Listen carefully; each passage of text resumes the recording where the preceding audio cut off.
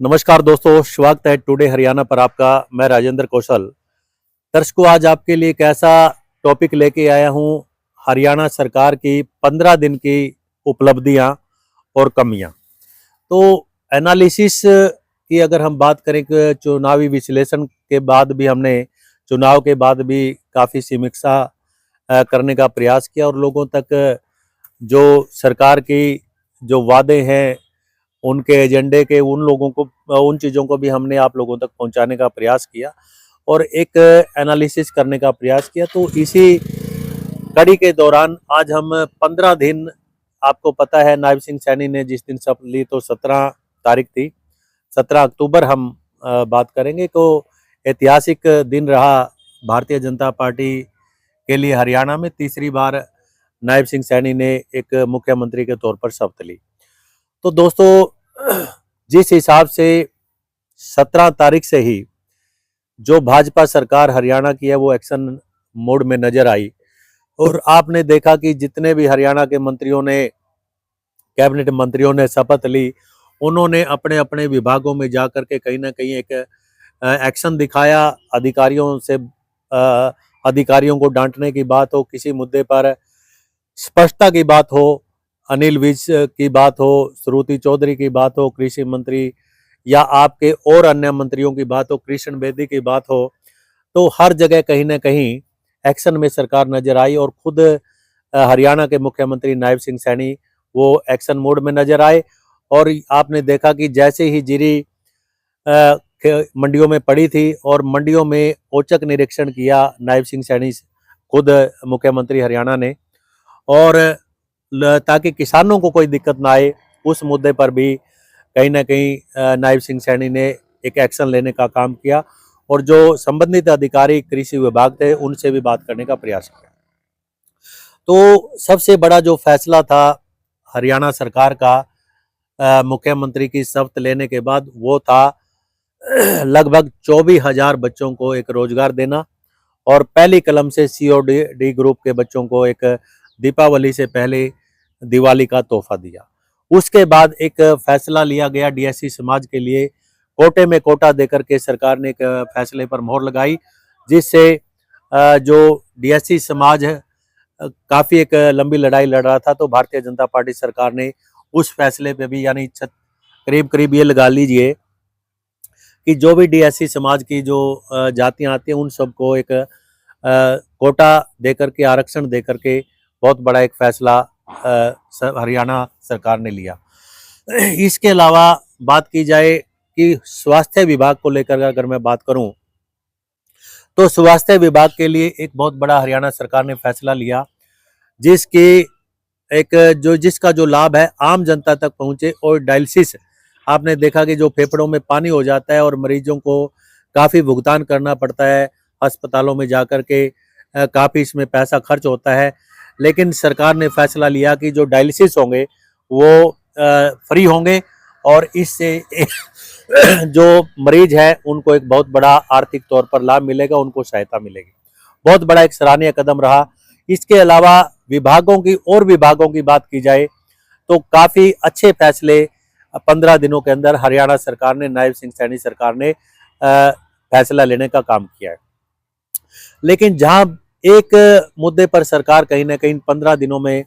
किसानों के मुद्दे पर घिरती नजर आई, वो मुद्दा रहा DAP खाद का। तो दोस्तों, आपने देखा कि DAP के लिए लंबी लाइनें लगी। हालांकि सरकार की तरफ से ये मतलब एक आश्वासन दिया गया कि किसानों को DAP की कोई दिक्कत नहीं आएगी, किल्लत नहीं होगी, बाजारों में एक आम रूटीन में DAP दिलवाया जाएगा। पर कहीं ना कहीं किसान DAP को लेकर के काफ़ी परेशान रहा और लाइनों में लग लग के भी उनको पूरी तरह से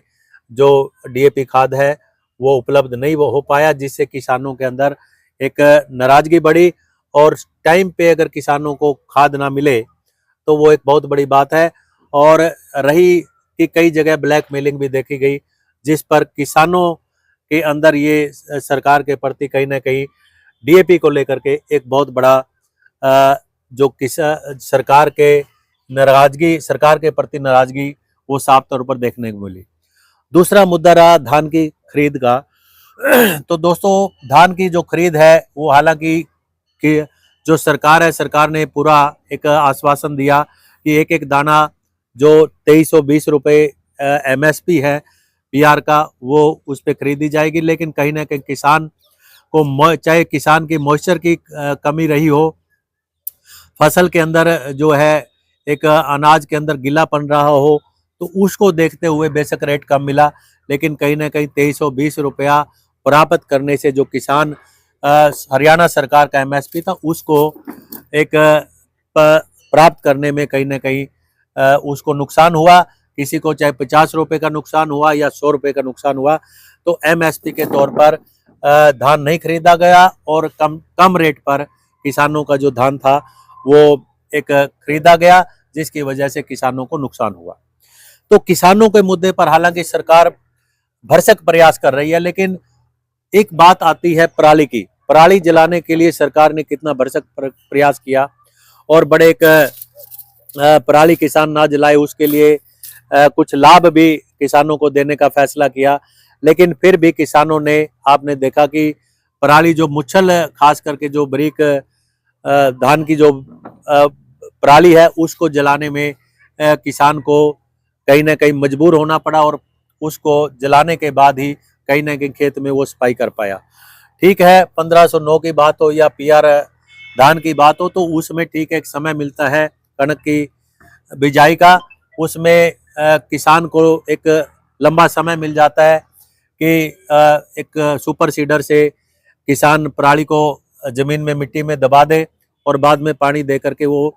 गल जाती है पराली और को खाद बन जाता है। यहाँ तक बात ठीक है, लेकिन जो दूसरी वैरायटियां हैं उनके फानों को आग लगाने के अलावा किसान कहता है कि हमारे पास कोई चारा नहीं है।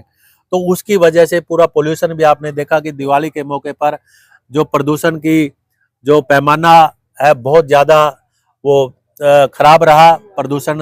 बढ़ा और उससे कहीं ना कहीं जो सांस के दिखते हैं वो भी प्रदेशवासियों को उस दिक्कत का सामना करना पड़ा। तो कहीं ना कहीं अगर हम बात करें तो जहां सरकार की उपलब्धियां 15 दिन की रही हैं, तो कुछ किसानों के मुद्दों को लेकर के सरकार थोड़ा सा असमंजस की स्थिति में नजर आई। DAP प्रॉपर तरीके से सोसाइटियों के जरिए, आम डीलर डिस्ट्रीब्यूटर के जरिए किसानों को अगर उपलब्ध नहीं हो पाया, तो इससे किसानों में कहीं ना कहीं दिक्कत आई और MSP को रेट को लेकर के भी कहीं ना कहीं किसान जो है असमंजस की स्थिति में रहा कि ये उम्मीद थी कि 2320 पूरा रेट मिले, पर ज्यादातर मामलों में ये देखा गया कि चाहे मॉइस्चर का बहाना लगा हो, कुछ भी बहाना लगा हो, तो 2320 रुपये से कम रेट में जो फसल बेचने पर किसान मजबूर हुआ। तो दर्शकों, काफी जो अहम एक एनालिसिस है, विश्लेषण है 15 दिन की हरियाणा सरकार का। तो अब हम बात करेंगे कि 15 इस बार जो पहली दिवाली खास करके इस बार हरियाणा सरकार की, भाजपा सरकार की रही, उसके बारे में ये कहने में कोई हमें अतिशयोक्ति नहीं है कि भाजपा सरकार के लिए ये जो दिवाली है वो भाजपा के लिए बहुत बड़ी एक खुशी का तोहफा दिवाली पर लेके आई। और जो दिवाली का एक उपहार है वो कहीं ना कहीं भाजपा सरकार को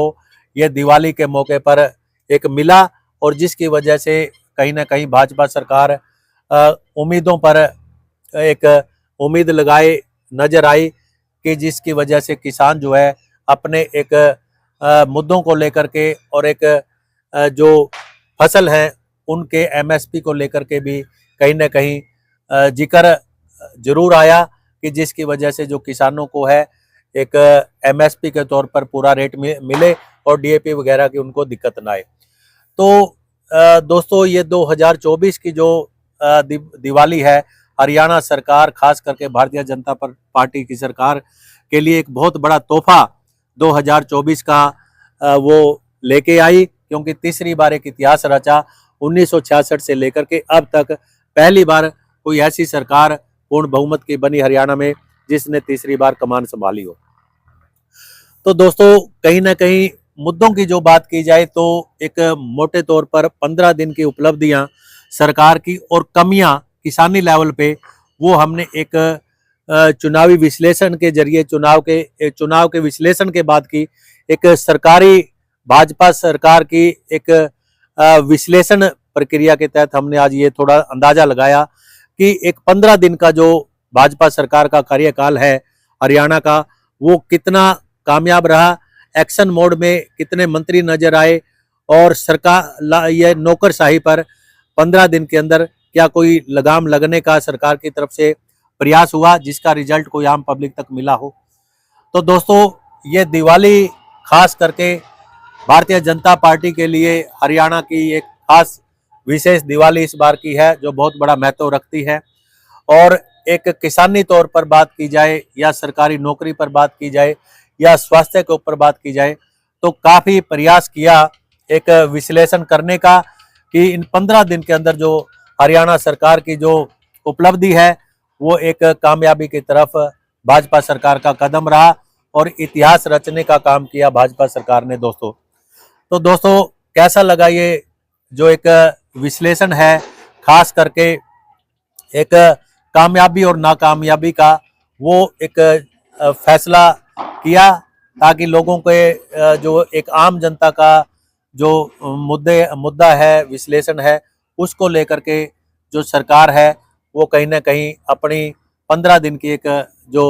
प्रक्रिया है उसके तहत एक उपलब्धि प्राप्त करने का ये काम किया है। तो दोस्तों, फिर मिलूंगा किसी नए चुनावी राजनीतिक मुद्दे के साथ और एक राजनीतिक विश्लेषण के साथ। तो बने रहिए टुडे हरियाणा पर राजेंद्र कौशल के साथ। जय हिंद, जय हरियाणा। दोस्तों, फिर मिलता हूं आपको नई खबर के साथ।